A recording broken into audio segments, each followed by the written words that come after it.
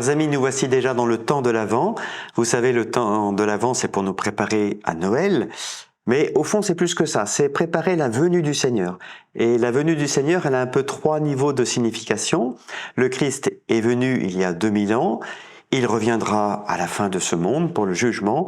Mais il vient aussi aujourd'hui. Il s'invite chez nous dans notre quotidien. Vous savez, lorsque nous aimons vraiment quelqu'un qu'on n'a pas vu depuis longtemps, qui s'apprête à revenir, on sent monter en nous un grand désir de la rencontre. Eh ben, je dirais que pour une part, l'Avent, c'est le temps du désir.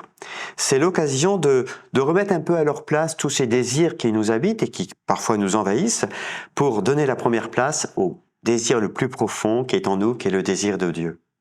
Alors pour avancer sur ce temps de l'Avent, je vous propose quelques moyens. Il y a d'abord le livret d'Avent qui a été préparé par les services diocésains avec quelques outils, quelques moyens pour préparer ce temps à partir de la parole de Dieu. Je voudrais aussi vous présenter ce texte que j'ai écrit, cette lettre pastorale sur la liturgie, dont le but est finalement de nous aider à entrer plus avant dans le mystère de la liturgie et en particulier à décoder un peu ce langage propre de la liturgie qui, comme le dit le pape François, est fondé sur une dimension symbolique.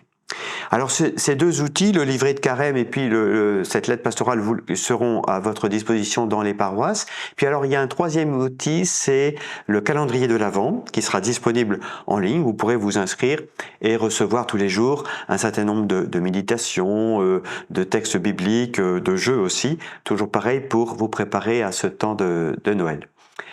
Il y a quelques jours, j'ai passé une très bonne soirée organisée par l'Acclame avec quelques familles de migrants et puis des personnes qui les ont accueillis, qui les accompagnent.